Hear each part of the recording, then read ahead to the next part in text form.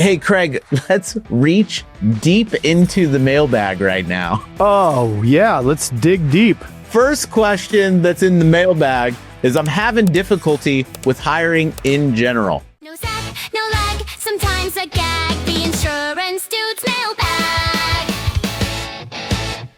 We're going to go through the 5 steps of creating a rock solid hiring process. Yep. And if you wait to the end, you will learn how to spend the least amount of time hiring and getting the most amount out of it, right? Yeah. Well, that's the key. I think that's the key. It is. Hiring's a nightmare. It is. Remember when we used to hire like one-on-one, just like so you would, if you interviewed 5 people, 3 of them wouldn't show, but you would save that time and waiting for them. 2 of the people would show individually. And then the amount of time that went by, and then you're like, they kind of both suck because I only got 2 people in here. And then you hire someone that you kind of knew sucked, and guess what? Guess. They didn't last. They become even worse, right? Because however they start, it's not like they get better. Right. They're on their best behavior at first. Sometimes they get better. If they're eager, if they come in eager, they can get better. Sure. They can. Because, but I think that we were hired looking at the wrong thing, right? Yes. In my case, it was need-based hiring, right? Desperation. Yeah. So the person comes, I need somebody, they have a license and they can breathe, they're hired. Right. And everything within you knows, don't hire them. At least wait 24 hours or 48 hours. But what would happen? You just do it. Yeah. You know what? I normally don't do this, but I think you're a great fit. Easy. and you would hire them because they had what? An insurance license. Yeah. So it's such a stupid reason to hire someone. Yep. And that was the last thing they did great in insurance, was get that license. Right. So first on the 5 steps is paid traffic. Why do we use paid traffic? Specifically Indeed? Because it's measurable, right? You put an input, cash, and you get an output, you're going to get candidates. Right. They're on Indeed, right? Mm-hmm. There's people on Indeed. And if you put money in, you get a lot of people in return, right? And if it's anything you and I know, it's like you got to have a lot of leads. Yeah, that's the bottom line, because otherwise, you're just going to ask people, "Hey, do you know anyone?" Like those are the best people. It's like referrals are the best, but referrals, unless you can fill your office with quotes all day long from referrals. Yeah. You need the controllables to fill the quotes all day long. So it's like the same thing with the hiring process. Like, yes, ask your team and interview those people, but it's not going to fill the calendar to get enough people, to get enough people to find the golden 100%. Yeah. Yeah. So I think paid Indeed is the best. It is, right? And if you look at, I think we talked about it with the math guy that we had on the show, I don't know, a couple of weeks ago. And the math guy. Just the math guy. The math guy. I can't remember his name. And it's okay because you're older, so you're allowed to forget things. Yeah, I'm like Mr. Magoo. So the great thing is, or the thing that we need to do is identify, okay, what are all the variables, right, involved in this process? There's all these different things, and we want to remove the unknowns. I hope that works out. It's like, well, if I could fill top of funnel for the hiring with as many candidates as possible by paying some set dollar amount, a couple $100, and I'm going to get a whole bunch of people, now I've just knocked out one of the unknowns. Problem number 1 solved. And you know that you're going to be able to hire someone quickly if you have people through. Right. It's either, if I get 100 people, I'm going to find one that's good. Right. Which you can get 100 people in a week if you want. with Yeah. paid. Yeah. And I think this is an important thing to wrap your head around, is that if somebody told me, old Craig, that, was in there and running around and doing all the things and trying to save money in every little bucket, it was like 100. Wait, I got to talk to 100 people to get one. Like I would have been able to wrap my head around that, but now it's. I mean, I know that. Like, you have to talk to a whole lot of people in order to find one that's going to work out and it's worth it, right? Now, you said old Craig, and I would argue that right now I'm talking to old Craig. Different use of the word old. Oh, okay. Uh-huh. This is going to be fun. This mailbag thing is going to be fun. All right. We're only on step number 1. So now we got a ton of people coming through the virtual. We'll say virtual or through the doors, depending on whatever however you like it. So what's number 2? Number 2 is assessments. Okay.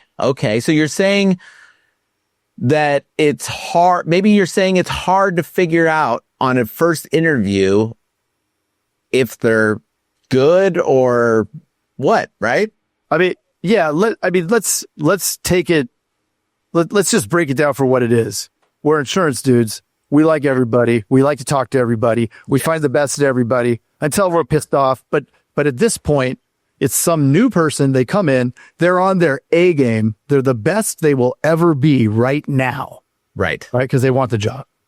Right. Unless they're just going to the job because they're collecting unemployment. And there's that whole thing. But they probably won't even show up at the interview. So what we're looking for is we got to see through that. Right. And again, here's another bucket. Let's eliminate an unknown, because somebody could tell you all day long. I don't know if you remember. I don't know if I could say his name on the air, but I will. Wolfgang Van Helsing, who came in and worked for me. He told me he was the best salesperson in the world. And I can't believe that's his real name, dude. Maybe I'm making it up. And but you're not. I know. Von Belsing. And so, best salesman in the world, but he wouldn't make it. He was making calls, right? There was 500 dials every day. This is back when we made them dial. And then we're like, how do you have no contacts? 500 dials. Like, that doesn't make literally any sense. Impossible. Right. Impossible. Right. Like that, we know. It is impossible. He's going to have 50 to 100. Like, you have to. Well, he was hanging up on them when they answered the phone. So it's like, why do you, number one, how can you assert that you're the best salesperson in the world? Number 2, why even be here if you don't want to talk to anybody? Right. But in the interview, he was awesome, right? It was his A game. He did his best his best sales performance ever was in that interview. Yep. So we're almost at 10 minutes and we're not even through 2. So we'll speed this. Don't worry, everyone. We'll speed this up. So number 2 is assessments. What assessments do we use? There's 2 main assessments that we use, right, Craig? The first one is the disc profile. Anybody can use the disc profile. If you want to use it for free, go to understand.me. And if you tell people to go to understand.me, take the disc profile test, they can take the test and then give it to you, which I've done. And then the other one is the sales strength identifier, which is proprietary. Mm-hmm. Right? Yeah, it is. Which might be available to the public or might not ever. I don't know. It's one of these things. It's one of these things we're working on. It's like, but regardless, they're kind of both based after the disc profile. The disc profile, now Tony Robbins uses the disc profile for every company he owns, right? And I think he does, all of his companies do, I heard this number recently, 20 billion a year. I thought it's even more. Sorry, 20 million. No, 20 billion. Yeah, I think it's 32. I remember Neil always talking about it being 32 billion. Well, that was back in the day. Or maybe. No, I thought it was maybe 7 and went to 12. I don't know. It's a lot. Anyways. But way less than Elon. Yeah. my man. Based on what you said earlier. To generate that kind of revenue and have that kind of staff and all these companies that he owns, the one thing that he does to hire everybody is he uses the DISC profile, right? Why? You know a little bit about the DISC. So the DISC will tell you where their strengths are. It'll also tell you what they value within there, right? Yeah. The D stands for what? It's like how determined. Dominance. Dominance. Right? Yeah. I is influence. So dominance that's going to be that strong salesperson, right? Right. I is influence. So that's going to be like the more bubbly, outgoing. Like I'm a high I. My wife is like 0 I, which is hilarious. So she has no problem telling me anything that I won't like to hear. Well, you know what they say about opposites. Right. S is steady. So it shows how steady that they are, right? Yeah. And then steady stability. Is compliance. Compliance, yes. It's like stuff around compliance and, being like that. Yeah. So steady and compliance, which is funny because Craig and I are both like 0. Negative. We have negative numbers on S and C. It's very interesting. But you can see, like, we know where they fall on those scales, how they'll be in the office, right? Yeah. Yeah. Whether or not they say that they can do something, that will show. So what do we do? If they take these tests, run these tests through ChatGPT, right? Tell ChatGPT exactly what the job requires. Yeah. I'm an agency owner at this agency. This position is remote. They have to do this, that, and the other thing. These are the list of requirements. This is what their daily work will look like. Based on this DISC profile, how well would they be in our agency? If you have values of your agency, you can add those kind of things in there too to give it more. The more context you get it, the better answer you get. Yep. And so the longer you had to think. Yeah. And that will give you the most accurate version of them that you will never be able to detect without doing it. Like that will, because of the human element, right?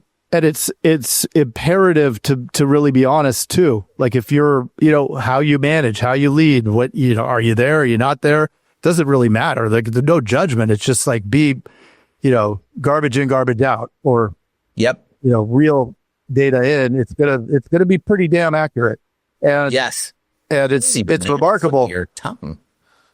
I know. Passionate over there. I know. But one of the things I think that we caught after a while was it's not all about being this high D, high I. That isn't what makes the salesperson, especially in our world, right? Where they're doing a lot of the repetitive stuff. Well, let's go. We'll do another mailbag of that one because I actually see a question in the bag right now about what makes a good, what's valuable in a producer. So let's just go through the rest of the steps of the process, and then we'll do that. So if you are listening to this, you gotta listen to the next one. you could tell by the way that he's controlling the conversation there that he's a high D. See? Oh, that's right. Yeah. Look at you, Craig. I too am a high D. All right. So we run them through the assessments. If they pass and they seem like a good fit, A, in personality, but B, also through the assessments, then we send them to a group interview. So that's step number 3, group interview. Why group interview, Craig? It's another thing that's been proven is you're going to see how they behave in the wild, right? If you have them in your typical one-on-one interview, they may be uncomfortable, but they're going to really push. It's kind of a nice little social experiment to have them show up or over Zoom. Same thing happens on Zoom, and watch their body language because it's like, wait, what? Why are all these what? This is a big. Why are there 20 people in here? So the people who are timid, you're going to know, right? And it's not like we want people fighting, but at the same time, you're going to see, are they competitive? I mean, you need a little competitiveness. You want to know some of my favorite questions? Of course, you get them to try to quote and stuff like that, right? In front of each other to make each other nervous. Even more nervous. To see if they can do it. But here's some of my favorite questions. Is I'll ask ChatGPT what they suck at, and then I will tell them the assessment said you suck at this in front of everybody. Oh, wow. Well, then they have to defend it. Tell me why this is true or not true. Yeah. You know, Well, they can't tell you that it's not true because it is. and I tell them that this is just what the assessment says. Well, I don't think the assessment's right. Like everybody says the same Defensive. thing. Yeah, totally. It's so good. Actually, it's a 93%. So, It's my fun. yeah. Then another question I say is, why do you think you're better than everybody else in this interview? Ooh, get everybody else angry. Oh, it's so much fun. Yeah. Yeah. It- And you'll see, I mean, you'll know fairly quickly the 2 or 3 people out of the group who are better candidates just from how they interact in the, they'll take charge. And then maybe they take too much charge and you don't want that kind of energy in your place. Right. So Yeah. It's good. It's just good to kind of change it up. It's good to push buttons or, it's like you got to get things a little uncomfortable. And if you're uncomfortable getting things uncomfortable, then it's time for some leadership courses, right? yeah. Or get somebody in there that'll do it. Yeah. Get a high D. Get a high D. I thought All right. they get a big. So anyway, now we got number 3, the group interview. So now we're whittling down. Let's say we got 20 people on that group interview. Now we found maybe 3 candidates. What do we do with them? Oh, we want to invite them back for another interview. Oh, But this one's one-on-one. finally a one-on-one. I know. We just saved a lot of time, I feel. We did. And the great thing is there's a heck of a lot higher show rate, right? I'd say closer to 1 or to 100% on that than if you just schedule some rando and hope they show up, right? Right. Once you've gotten and I don't know, what's the percentage of people that show up to the group? What would you say now for you? I'd say anywhere from, I'd probably say right around 70%. Okay. 60 to 70, probably 70%. Mm-hmm. It's pretty good. It's interesting. It's like the transfer ratio. Look at Everything, numbers all just sort of, anyway, statistics all kind of work out the same. But yeah, I don't own that process in the agency anymore. So Right. Yeah. I'm sure that it's very similar. 100%. Yeah. No, 70%. So, so what do we do here? We sell, unsell. Sell This on is where we kind of sell them, but then we unsell them and see if they can hang. We got to tell them the bad stuff too. Yep. Try to scare them away a little bit, little takeaway, make them fight for it, make it uncomfortable still, right? You just want to see if they can handle it. Could they, and you want to also get them to be real, right? Yeah. See what they do when they're flustered. Now that's why I love the sales strengths, is because it actually ranks and it tells you what, out of 60 things. Right. Yeah. Yeah. And this is the part where you have those assessments and everything, and you can go deeper in the crevasses, if you will, of what might be alerts, red flags. Yeah. Any color flag, really. Doesn't matter. Well, and with the disc test, it tells you their communication style, right? So you know what things you say are going to push the buttons. You know what things, how they like to be talked to. And that's really helpful after the hiring too. It's not something you just throw in the trash. I mean, once they're on, you want to make sure that they have a really good experience. You want to make sure that they want to be there. Yep. You know? So, okay. Now we got onboarding. Before that, just real quick on the group. Now, whether the solo is in person is a little bit different than over if you're doing it on Zoom. But if you have a location and you're doing it in person, and you have, depending on how it's set up, but when we have a whole lot of salespeople in here and there's energy and it's really going, you kind of make a show out of it, right? You want them to see the hum of the sales floor. You want them to see what's going on and how excited and fun everybody's having, right? Right. 100%. So I think that's another leverage point. They see that it's cool, especially if they're coming from a call center or they're coming from a lot of agencies are like a mausoleum when you go in there. Right. And it's definitely not like that here. So, and if your agency is like that, maybe don't show them that part. yeah, that might be something to just do it over Zoom. All right. So now we're on step 5. We started with the paid ads. Indeed, we went on to the assessments. We went to the group interview, the solo interview, and now we're onboarding this person. Mm-hmm. What are the key ingredients at this point? Are you mixing up? I'm mixing. If you could see, I don't know if you noticed, but like, do I look a little bigger? Yeah. I mean, look at that. I think you're flexing, aren't you? You'd have been working out a lot. Yeah, I know. I was going to say. It's harder when you're older though to make things. I mean, it feels like my muscles are bleeding after I work out now. So don't tell me. I'm trying to I want to gain 20 pounds of muscle so I can do some WWE wrestling when I'm 50. That's a side tangent. All right. Do psycho drumming. That's true. Onboarding. Okay. Onboarding. So what are the key ingredients? One of the ingredients when you bring someone on is to give them the path of what success looks like and what failure looks like. Mm-hmm. Like be very, very clear.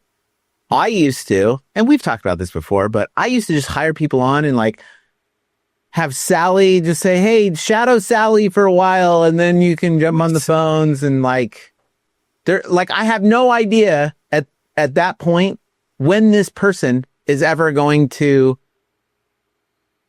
do anything, let alone make money for the agency. Like I have no idea at that point. Yeah. Right. And they don't either. Right. Because they don't know what the hell's going on. And they're looking to you like what should I do? And you're saying this shadow somebody. So then their pace is all slow and they're like, this is great. I eat donuts and watch Sally. Yeah. This is great. Let's detract from the energy of the person that already knows what they're doing and needs to be doing what their job. Right. Let's distract them while at the same time not really train very well the person that's coming on. There obviously is a benefit to shadowing, but it's not in the beginning. Right. That's not right now. And they don't have to sit next to him anyway. They could, sit off in the corner. Can I give you some of my threes? P.F. Chang's. Huh? That's true. Can I give you my threes? Do it. So my threes with this is the first 3 months. What does their first month look like? Second month look like? And third month look like? And third month should be, they are on track to be like everything's filled, pipelines filled, everything. They're rocking at full steam ahead. Right. Yeah. So for your agency, I would recommend do that. What does the first month look like? Like exactly, like what do you expect? And then break it into 3. So what I do in our agency is we have an extensive list of below minimum. So there's basically on a piece of paper, there's 2 lines. There's minimums and standard. So standard is what we expect everyone to be at full steam, right? And this is daily standards, weekly standards, and monthly standards. Okay. Another set of 3s. And then we have our lower tier, which is between standard and minimum, which is, this is where you have to be at least be on the team.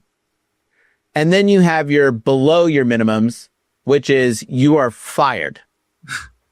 No, it's like, it's so simple, right? Yeah. And it's showing the daily, weekly, and monthly activities as well as results. So it's not just results, but it's activities as well. I mean, results is the last thing that I'm even concerned about in the beginning because I'm concerned with the results of the result is what did you do in activity? Right. Right. Not what did the activity lead to? Like if they do the activity, the rest will happen. Yep. 100%. And then, so you color code them. We color code them as red below minimums. Mm-hmm. Minimums are yellow. And then standard is green. That's right. Just like a traffic light.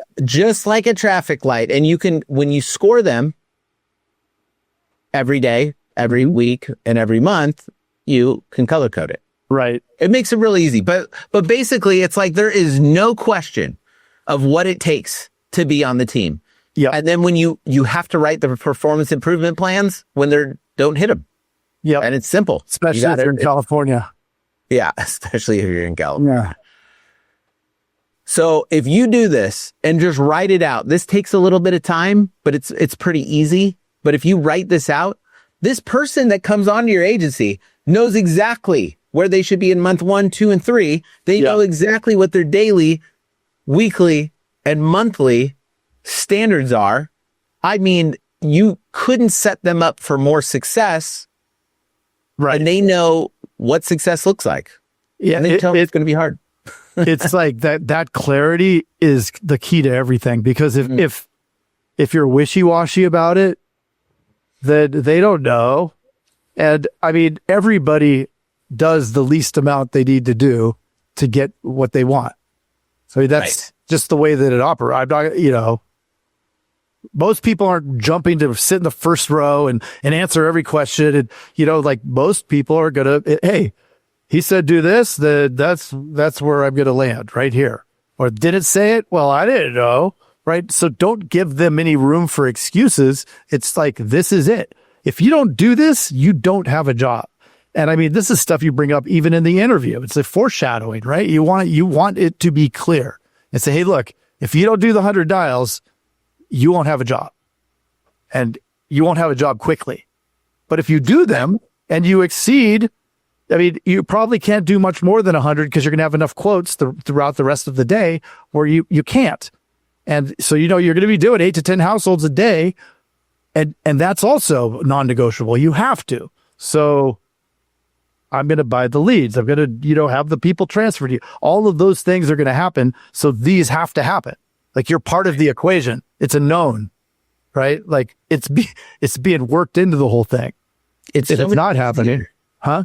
It's so much easier managing behaviors when the behaviors are set in like quantifiable numbers. Right. It is to manage Sally that, she feels like she's going to have sales. She feels like she's got 7 sales lined up. So she might have had a rough day, but she feels like it. It's like, then it's like, how many people did she quote? She quoted 3, but she has a bunch lined up. No, you don't know.